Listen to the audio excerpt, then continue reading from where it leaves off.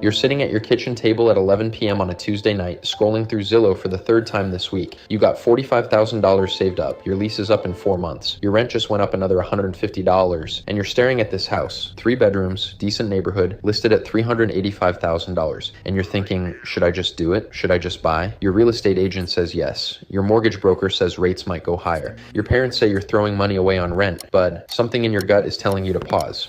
And that feeling, that little voice of doubt, that might be the smartest financial advisor you'll ever have. My name is Nick, and I spend way too much time thinking about whether you should actually buy a house with mortgage rates where they are today. If you're someone who's been wrestling with this decision for months, maybe even years, watching rates bounce around between 6% and 8% and feeling paralyzed because you don't know if you're making the right choice, make sure to hit that subscribe button and give this video a thumbs up if this helps you out. Because I'm about to walk you through a framework for making this decision that nobody else is teaching. Not your real estate agent, not your parents, and definitely not the personal finance gurus who just want to sell you a course. This is the real, unfiltered truth about buying a house in 2024 and 2025. So let's start with why this question is so hard to answer. Most people frame it as, are mortgage rates too high right now? But that's actually the wrong question. The right question is, does buying a house make financial sense for my specific situation with rates where they are today? And here's the thing. For some of you, the answer is going to be yes. For others, it's going to be a hard no. And for most of you, it's going to be somewhere in the middle, which is the most frustrating answer possible, I know, but stick with me because by the end of this video, you're going to know exactly which category you fall into. Let me start by showing you the actual landscape we're dealing with right now. As of December 2024, mortgage rates are hovering between 6.6% and 7.3%, depending on your credit score, down payment, and the type of loan you're getting. That's compared to the historic lows of 2.5% to 3.5% we saw in 2020 and 2021. Now, you might be thinking, okay, Nick, I already know rates are higher. That's why I'm confused about whether to buy. But here's what most people don't realize. It's not just about the rate. It's about the rate combined with home prices. And this combination is what makes this decision so uniquely difficult right now. Let me show you the math. The median home price in the US right now is about $420,000. Let's say you're buying that median priced home with 10% down, because most first-time buyers don't have the full 20%. That's $42,000 down and a mortgage of $378,000. At 7% interest, your monthly payment is $2,150 just for principal and interest. Add in property taxes, let's say $400 a month, insurance, $200 a month, and PMI, because you didn't put 20% down, $250 a month, and you're looking at $3,265 per month.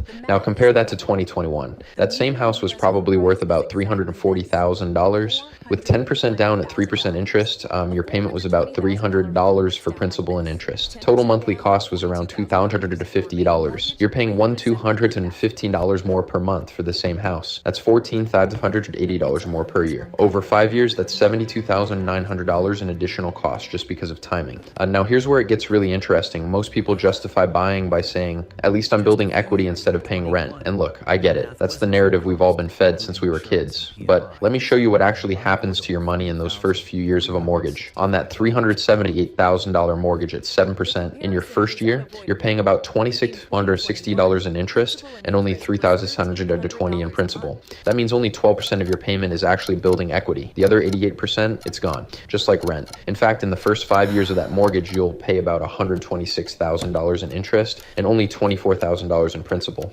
You're not really building that much equity in the early years. That's the secret nobody tells you. So let's do the actual comparison that matters. Let's say you're currently renting a comparable place for $2,400 per month. Everyone says you're throwing money away, but are you really? If you buy, you're paying $3,365 a month, and that's $965 more than rent. Over 5 years, that's $57,900 in extra costs. Now, you are building equity, about $24,000 in principal pay down over those 5 years, but you also had to put $42,000 down. If you had invested that $42,000 in a simple S&P 500 index fund, and it grew at a conservative 8% annually, you'd have about $61,800 after 5 years. That's $19,800 in gains. So let's tally this up. Extra cost of buying versus renting. $57,900 equity built from principal paydown. $24,000 lost investment gains on down payment. $19,800 net position after 5 years. $53,700. Now you might be thinking, but Nick, the house will appreciate? And you're right, it might. Historically, homes appreciate about 3 to 4% per year. On a $420,000 house, that's about $14,000 to $17,000 per year, or $70,000 to $85,000 over 5 years. So if we add that in, you'd be ahead by about $16,300 to $31,300 after 5 years. Not terrible, but not amazing either. And that's assuming appreciation inflation continues at historical rates, which brings me to my next point. Here's the thing that keeps me up at night. Everyone's baking in this assumption that home prices will continue to go up. But what if they don't? What if we're at or near a peak? Look, I'm not going to sit here and predict a housing crash. I don't have a crystal ball. But I will tell you this. Every single metric that historically predicts housing affordability is flashing red right now. The median home price to median income ratio is at an all-time high of 7.7. That means the median home costs 7.7 times the median household income. Historically, that ratio has been around 4.5 to 5. We're in unprecedented territory. The mortgage payment to income ratio is at 40% for the median household trying to buy the median home.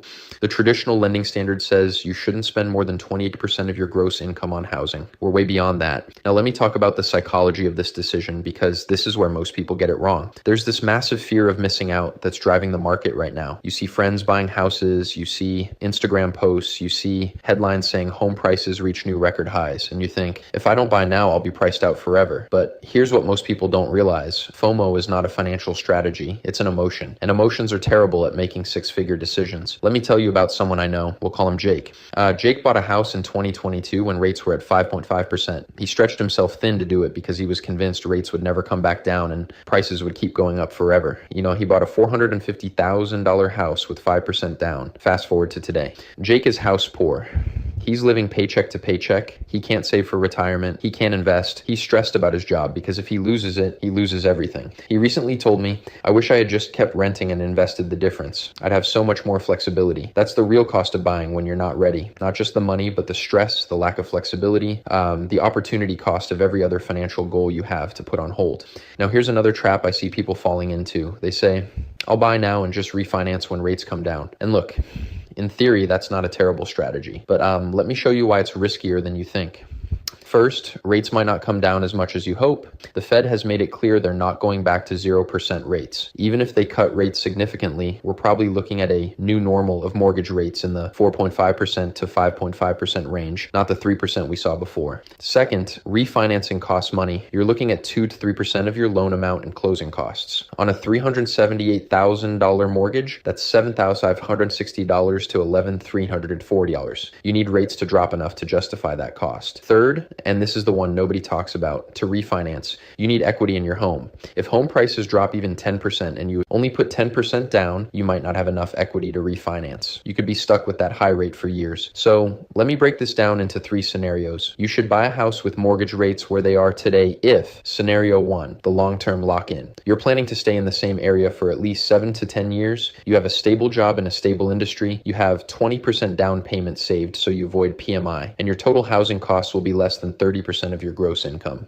In this scenario, you can ride out any short-term volatility. The transaction costs of buying and selling get amortized over a longer period, and you're not stretching yourself thin. Scenario 2, the cash flow. Positive play, you're buying in a market where you can rent out rooms or convert the property to a rental in the future, and the numbers actually work. I'm talking about buying a house where your total costs are $2,800 a month, but you can rent out 2 rooms for $800 each, bringing your net cost down to $1,200. That's a different calculation entirely. Scenario 3, the life situation necessity. You have a specific life situation that requires stability, growing family, special needs child who needs consistency, aging parents moving in, etc.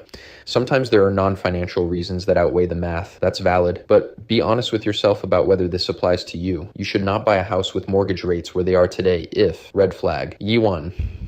The stretch. If you're stretching to afford the payment, you're not ready, period. I don't care what your real estate agent says. I don't care if you think prices will go higher. If buying means you can't save for retirement, can't build an emergency fund, or are living paycheck to paycheck, you're making a mistake. Red flag 2, the short timeline. If there's any chance you might move in the next 5 years, the transaction costs of buying and selling will eat up any equity you build. Between realtor commissions, 6% of sale price, closing costs, and the time value of money, you need at least 5-7 years to break even.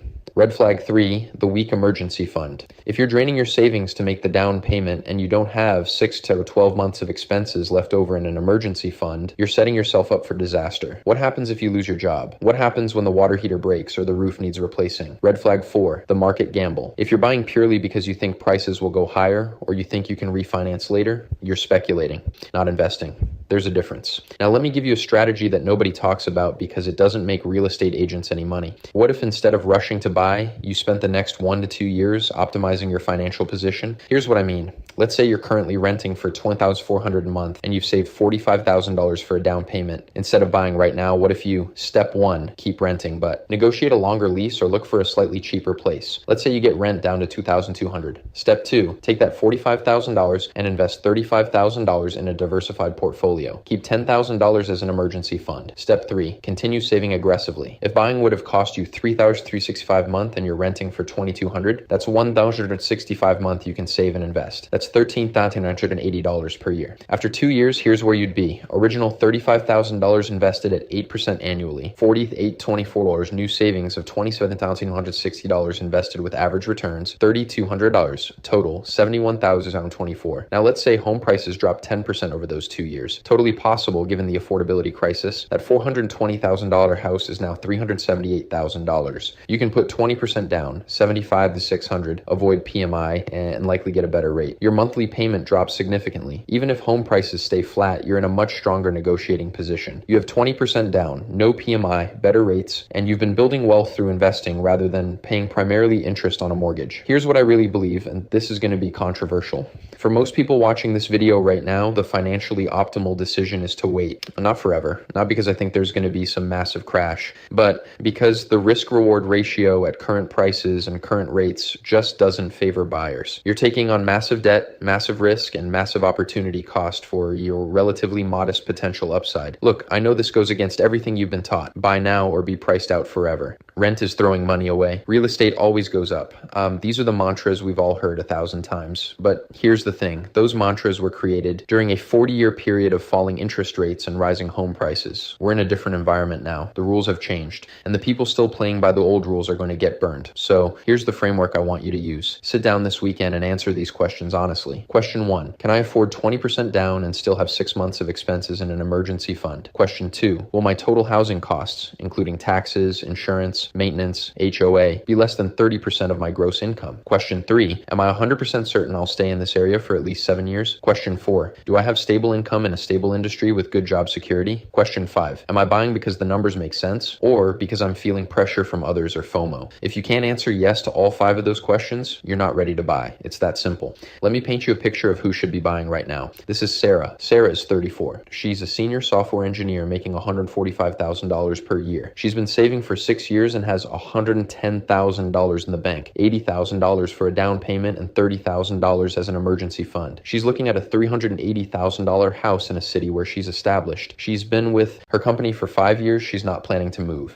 and she wants to start a family. With 20% down, her total monthly costs would be about $2,050, roughly 24% of her gross income. For Sarah, buying makes sense. She's not stretching. She has a buffer. She's planning long term. The numbers work. Compare that to Mike. Mike is 28, making $65,000 per year. He has $30,000 saved, all of which would go to a 5% down payment on a $350,000 condo. His monthly cost would be $2,750, about 51% of his gross income. He's been at his job for 18 months. He's not sure if he'll get promoted or if his company will require him to relocate. For Mike, buying is a massive mistake, but Mike is feeling pressure. His friends just bought. His girlfriend wants to buy. His parents keep telling him he's wasting money on rent, so he'll probably buy anyway. And in 3 years, he'll be stressed, cash poor, and wishing he had waited. Here's another thing nobody talks about, the hidden costs of home ownership. Everyone focuses on the mortgage payment, but that's just the beginning. You need to budget 1 to 2% of your home value per year for maintenance and repairs. On a $420,000 house, that's $4,200 to $8,400 per year. That's $350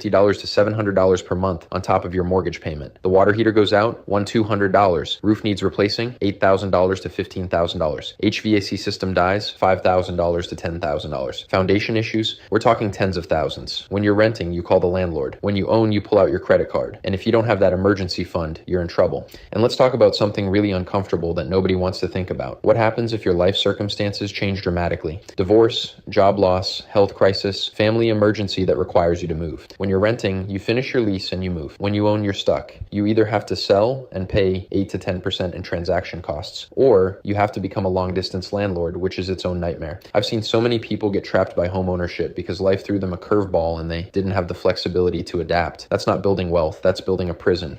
Let me show you one more scenario that'll blow your mind. Let's say you decide not to buy and instead you invest that down payment and the difference between renting and buying for the next 10 years. Down payment invested, $42,000 monthly investment, $965. The difference between buying at $365 month and renting at $2,400 month. Time horizon, 10 years average annual return, 8%. After 10 years, you'd have approximately $267,000. That's real wealth. That's flexibility. That's options. Meanwhile, if you had bought after 10 years, you'd have maybe $80,000 in equity after subtracting selling costs. And you'd have been locked into one location, dealing with maintenance and stressing about property taxes going up. So here's my final answer to the question. Should you buy a house with mortgage rates where they are today? If you can check all these boxes, yes. 20% down payment saved, plus 6+ months emergency fund housing costs under 30% of gross income. Planning to stay 7+ years, stable career and income. No other high interest debt. Buying for lifestyle, not investment returns. If you're missing any of those boxes, my answer is not yet. Keep renting, keep saving, keep investing. Build your financial foundation. Wait for your personal financial situation to improve, or wait for the market to present better opportunities, or both. Look, I know this isn't the answer you wanted to hear. You probably clicked on this video hoping I'd tell you, yes, buy now, it's a great time. Or no, definitely wait for rates to drop. You wanted a simple answer, but here's the truth. Personal finance is personal. What makes sense for one person is financial suicide for another. And anyone giving you a one-size-fits-all answer is either trying to sell you something or doesn't understand the complexity of this decision. What I want you to take away from this video is the framework to make your decision. Not your parents' decision, not your friend's decision, yours. Run the numbers honestly. Factor in all the costs, think about your life plans, consider the risks, and then make the decision that gives you the most financial security and flexibility. Because at the end of the day, that's what wealth really is. It's not owning a house, it's having options, it's having breathing room, it's being able to say no to a bad opportunity because you're not desperate. So here's what I want you to do right now. Hit that subscribe button because we're going to keep diving deep into these financial decisions that actually matter. And give this video a thumbs up if it helped you think about this differently. And most importantly, drop a comment below. Tell me, are you buying, waiting, or somewhere in between? What's holding you back? What's pushing you forward? I read every single comment and I'll respond to as many as I can. Remember, the worst financial decision you can make is the one you make because everyone else is making it. Be patient, be strategic, be smart. Your future self will thank you. I'll see you in the next video.